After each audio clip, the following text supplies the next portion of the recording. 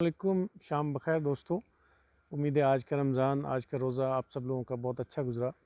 رمضان مبارک ہماری زندگی میں آنے کا مقصد بنیادی طور پر ہمیں بیدار کرنا ہے۔ رمضان مبارک کا بنیادی محرک ہماری زندگیوں میں قیام عدل کا فکر، محاسبے کا، احتساب کا فکر،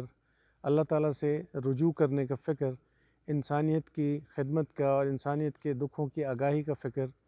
اور ایک ایسا سچا اور کھرا اور پاکیزہ انسان بننے کا فکر دیتا ہے کہ جو تمام انسانوں کے لیے خیر خواہی کے جذبات سے مزین ہو۔ رمضان مبارک قطعاً جو ہم نے سمجھ لیا اس لیے نہیں آیا کہ اپنے منہ کے ذائقوں کو پروان چڑھانا ہے، زبان کی لذتوں کو پروان چڑھانا ہے، سحر ہو یا افطار ہو، اس میں بھانت بھانت کی نئی ڈشز اور انواع و اقسام کے کھانے اور دنیا کی مختلف غذائی نعمتوں سے جلوہ افروز ہونا قطعی رمضان کا یہ میسیج نہیں جس ڈگر پر ہم چلے ہوئے ہیں۔ اور نتیجتاً یہ ہے کہ ہم سوسائٹی میں پورا رمضان اس جد و جہد میں ہوتے ہیں کہ مختلف دوستوں کے پاس فیملی ممبرز کے ساتھ، فیملی فرینڈز کے ساتھ، اپنے کولیگز کے ساتھ گیٹ ٹوگیدر ہو اور افطاریوں کے مزے اڑائے جائیں۔ بعض جگہوں پر تو سحریوں کی دعوتیں بھی ہوتی ہیں۔ یہ بڑا ظلم ہے، یہ بہت بڑا آپ سمجھ لیں کہ شرک ہے۔ اب یہ دیکھیے کہ سیدہ عائشہ صدیقہ رضی اللہ عنہا رسالت مآب صلی اللہ علیہ وسلم کی دنیا سے وصال کے بعد، آپ کے تشریف لے جانے کے بعد ایک دفعہ ایک خطبے میں فرماتی ہیں کہ محمد الرسول اللہ صلی اللہ علیہ وسلم کے دنیا سے جانے کے بعد اہلیان مدینہ نے ایک شرک شروع کر دیا۔ کیا؟ کہ اب وہ پیٹ بھر کے کھانا شروع ہو گئے ہیں۔ یعنی کس قدر ایک مومن کے لیے، ایک مسلمان کے لیے پیٹ بھر کے کھانے کو سیدہ عائشہ اتنا بڑا جو ہے وہ جرم قرار دے رہی۔ پیٹ بھر کے کھائیں، لیکن آپ اپنی رمضان کے قیام اللیل میں، صبح میں، ہر گھڑی میں انسانیت کی فکر، محاسبے کی فکر، قیام عدل کی فکر، جو کہ قرآن پاک واضح طور پر رمضان کی نسبت سے کہہ رہا ہے اور ہمیں بیدار کرنے آیا ہے، نہ کہ بغیر بیداری کے، بے شعوری کے، اندھوں کی طرح، سمم بکمن عمیٌ، گنگوں بہروں اندھوں کی طرح ہم اپنی زندگیاں جیسے پہلے گزار رہے ہیں، رمضان بھی گزر جائے اور ہمارا کچھ نہ بگاڑے۔ آپ دیکھ لیجئے ہمارے ان اعمال، ہماری ان بدعمالیوں کے نتیجے میں اور ہمارے بے ہوش مدہوش ہونے کے نتیجے میں اور محاسبے کی فکر نہ ہونے کے نتیجے میں پاکستان دنیا کے ان 20 ملکوں میں جہاں چائلڈ لیبر سب سے زیادہ ہے۔ آپ کی قوم کا سب سے قیمتی ہیومن ریسورس یہ بچے ہیں، اور پاکستان ان 20 ملکوں کی فہرست میں شامل ہے جہاں child labour, child abuse, child violence, sexual harassment, یہ جنسی ہراسانی جو پاکستان میں ہوتی ہے بچوں کے ساتھ، اور گھروں کے اندر مار کٹائی ہوتی ہے، اور پھر بچوں کو، چھوٹے چھوٹے بچوں کو ملازم رکھا ہوا ہے دکانوں پر، گھروں پر۔ ایسے ظالم معاشرے جو دنیا میں، پاکستان ان ٹاپ 20 معاشروں میں سے شامل ہے۔ آپ دیکھ لیجئے، سروے کر لیجئے پوری سوسائٹی کا،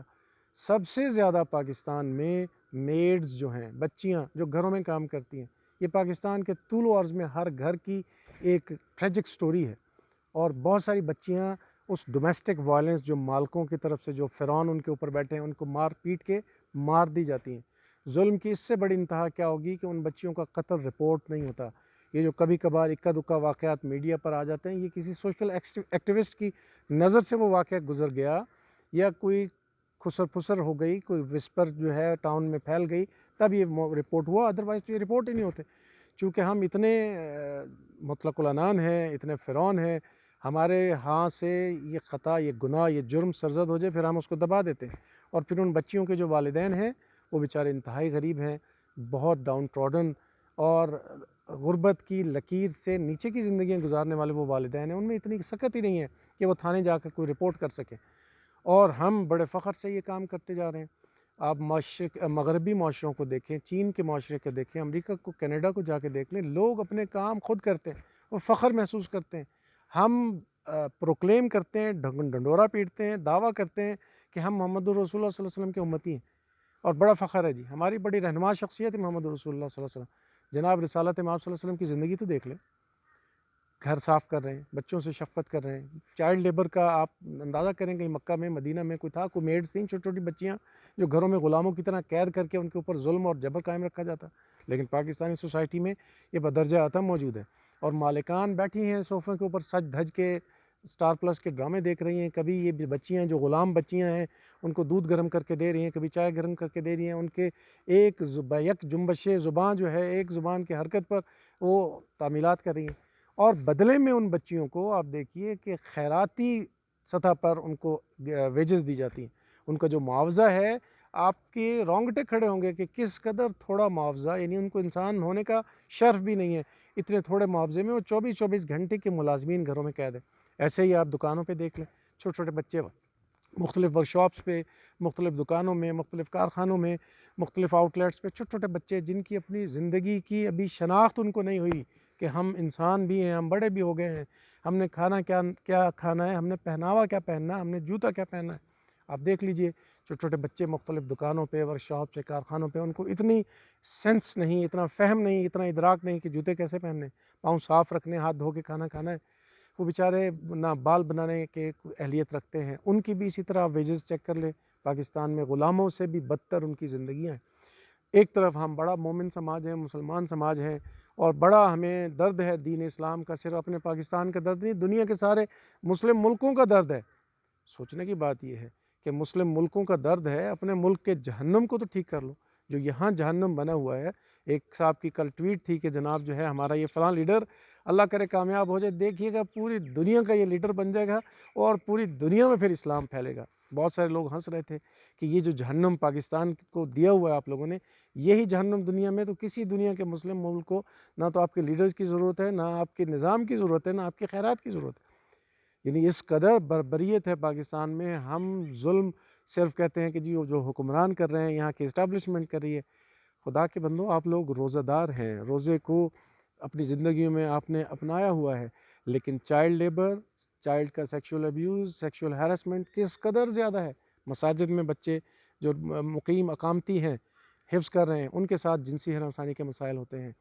گھروں میں بچیوں کے ساتھ جنسی ہراسانی کے مسائل ہوتے ہیں، سکولز میں چھوٹے بچوں کے ساتھ جنسی ہراسانی کے مسائل ہوتے ہیں، اور پھر جو چائلڈ لیبر ہے مختلف دکانوں میں، ٹرکوں پہ ملازم ہیں، کارخانوں میں ملازم ہیں، ان کے ساتھ جنسی ہراسانی کا جو ہے وہ المیہ ہوتا ہے۔ اور یہ بچے اگر خدا نخواستہ کہیں کف آؤٹ کر دیں وہ مسئلہ، تو ان کو جان سے مارنے کی دھمکی تک دی جاتی ہے۔ آج کا وی لاگ بنیادی طور پر ہم سب مذہبیوں کو، ہم جو نام نہاد مذہبی ہیں، ان کو جھنجھوڑنے اور بیدار کرنے کے لیے آیا کہ پاکستان کیوں نہیں ترقی کر رہا۔ آپ نے اپنا ہیومن ریسورس برباد کیا ہوا غلامی میں، تو جب یہ ادھموئے بچے سوسائٹی میں تھوڑے بہت پروان چڑھتے ہیں تو یہ چلتے پھرتے خودکش بمبار ہیں۔ مختلف ایجنسیاں، مختلف تحریکیں، مختلف گروپس پاکستان میں جو انتہا پسندی کے نام پر پاکستان کو ڈس انٹیگریٹ کرنا چاہتی ہیں، پاکستان کی سلامتی سے کھلواڑ کرنا چاہتی ہیں، ان کو یہ تیار شدہ پنیری ریڈیلی اویلیبل ہے۔ یہ بچے آپ جن کو چائلڈ لیبر میں، چائلڈ ایبیوز میں برباد کیے چلے جا رہے ہیں، یہ ریڈیلی اویلیبل ہیں، اور ان کے والدین بھی فوری طور پر تیار ہو جاتے ہیں کہ ہم نے تو کبھی لاکھ روپے کی شکل نہیں دیکھی، تو لازمی بات ہے یہ بچہ دین کے نام پر ہم سے لے جاؤ، اس کو خودکش بمباری کرواؤ، جو مرضی کرواؤ۔ تو یہ تضادات ہیں، یہ منافقانہ رویے ہیں ہماری زندگیوں میں، یہ کنٹروورشل ہمارا لیونگ سٹینڈرڈ ہے، اس پر ہمیں دھیان دینا ہوگا۔ اگر اس ہیومن ریسورس کو آج پالش ہم نے نہ کیا تو ہم دنیا کی برباد نیشن ہیں، یہ کنفرم بات ہے، اور حالات اسی طرف جا رہے ہیں۔ آپ دیکھ لیجئے، ان خطوط پر سوچا کیجئے۔ اللہ تعالیٰ آپ پر بہت مہربان ہو۔ السلام علیکم۔